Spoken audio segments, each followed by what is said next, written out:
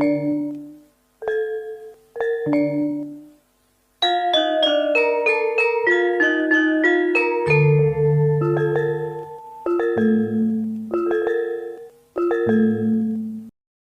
gelis. Payung gelis adalah salah satu kearifan lokal dari Tasikmalaya, Jawa Barat. Payung gelis mulai berkembang sejak zaman kolonial Belanda dan menjadi bagian dari kerajinan tradisional masyarakat Tasikmalaya. Di balik keindahan dan keunikan sebuah karya seni, tersimpan nilai budaya yang kaya dan penuh makna. Payung gelis, ikon khas Tasikmalaya, bukan sekadar pelindung dari hujan atau terik matahari, tetapi menjadi simbol kreativitas, ketekunan, dan warisan leluhur yang terus dijaga. Dengan warna-warna cerah dan motif yang memikat, payung gelis menjadi saksi perjalanan sejarah dan kearifan lokal yang diwariskan dari generasi ke generasi. Namun di era globalisasi, eksistensi payung gelis menghadapi tantangan besar. Produk-produk modern dengan teknologi canggih semakin menggeser kerajinan tradisional.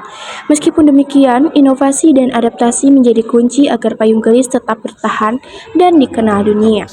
Untuk mengetahui lebih lanjut mengenai payung gelis, mari kita simak wawancara berikut ini. Tapi sebelumnya perkenalkan, nama aku Siti Johanna, kelas 12 dari SMA Negeri 2 Tasikmalaya. Dan ada rekan saya Hamia Zanjabila dari kelas 12 juga sama. Mohon maaf sebelumnya kami mengganggu waktu Bapak. Di sini kami akan mewawancarai Bapak untuk memenuhi tugas ujian praktek sosiologi. Di sini ada beberapa pertanyaan yang akan diajukan kepada Bapak. Di antaranya yang pertama, yang Bapak ketahui apa sih sejarah dari kearifan lokal payung gelis ini? Mungkin sejarah payung gelisnya mungkin ya. Mungkin pertama-tama perkenalkan, nama saya Sandi. Saya salah satu pengrajin payung gelis yang ada di Tasikmalaya ini. Mungkin untuk sejarah payung gelis itu ada dua versi sebetulnya. Ada menurut budayawan dan ada menurut penuturan almarhum kakek saya. Kalau menurut budayawan mungkin terlalu global dan saya mungkin tidak bisa menjabarkannya karena takutnya ada kesalahan dan berbenturan.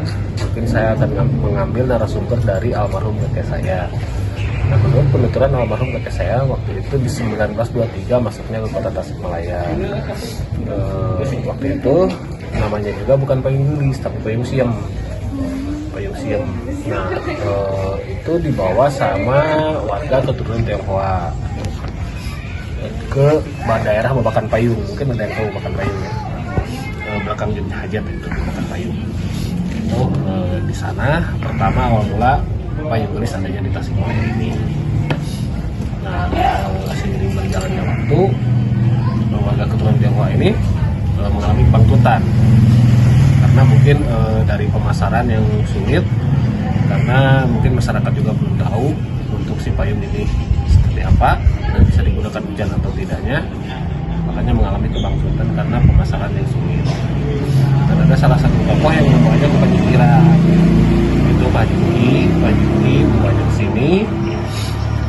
Dibukalah pabrik di sini di penyingkiran dan Pak Juki juga tidak bertahan lama. Dan almarhum kakek saya waktu itu salah satu pekerja di Pak Haji Muhi. Beliau meneruskannya, menjual, memproduksi mungkin hanya 1-2 gitu kan sampai 3 piece. Itu pun dijual sehat di pasar sambil narik beca. Nah, akhirnya payung gelis itu di tahun 45 sampai 45-50-an lah. 1945 1950 itu lahirnya payung gelis. Kenapa lahir payung gelis di tahun itu? Karena mungkin waktu itu seniman-seniman dari Tasikmalaya ini mungkin gatal tangannya untuk membubuhkan karya seninya di payung gelis ini. Maka dilukislah bunga-bunga dan waktu itu yang menggunakan kebanyakan juga perempuan atau mojang-mojang seperti noni-noni Belanda seperti itu gitu kan. Jadi dinamakanlah payung gelis. Itu mungkin untuk sejarahnya si payung gelis. Pertanyaan selanjutnya Pak, bagaimana pengaruh globalisasi terhadap kearifan lokal payung gelis ini?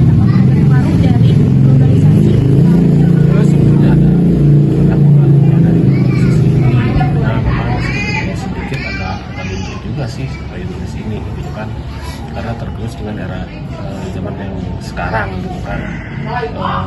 Kebanyakan orang kan menggunakan sekarang payungnya payung pabrikan, payung parasit seperti itu. Mungkin teman-teman di sini juga menggunakan payung seperti itu untuk hujan gitu kan. Karena si payung gelis ini kebanyakan orang tahunya untuk dekorasi aja gitu kan. Padahal dulunya juga si payung gelis ini digunakan untuk hujan dan untuk panas juga. Pertanyaan lainnya, bagaimana cara Bapak mengatasi pengaruh dari globalisasi ini terhadap kearifan lokal payung gelis? Mungkin saya caranya memperkenalkan ke anak-anak usia dini ya seperti itu, supaya mereka bisa melestarikan ke depannya gitu kan. Jadi tidak tergerus oleh zaman gitu kan, yang sekarang yang mungkin banyak budaya-budaya luar yang masuk gitu kan. Jadi kebanyakan anak-anak itu datang ke sini untuk melukis segala macam, atau contoh seperti teman-teman dari sekolah seperti ini untuk penelitian ya secara tidak langsung mempertahankan budaya juga gitu kan, dan memperkenalkan keluar juga gitu kan. Karena tanpa kalian juga saya bisa apa gitu kan, tanpa kalian saya bisa apa, terus terang aja. Karena kita butuh nih anak-anak muda sekarang untuk melestarikan ini gitu kan, supaya tidak tergerus terus dengan era globalisasi yang saat ini ada gitu kan, dengan budaya-budaya luar yang mungkin lebih kental, lebih masuk gitu kan ke anak-anak muda sekarang.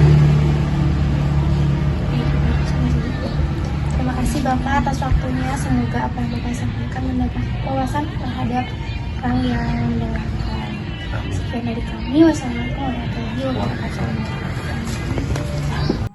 Mari kita lestarikan kearifan lokal payung gelis. Melestarikan payung gelis bukan hanya tentang menjaga tradisi, tetapi juga tentang mempertahankan jati diri bangsa di dinamika global. Oleh karena itu, penting bagi kita untuk terus mendukung dan memperkenalkan produk budaya lokal agar tetap relevan dan dikenal dunia.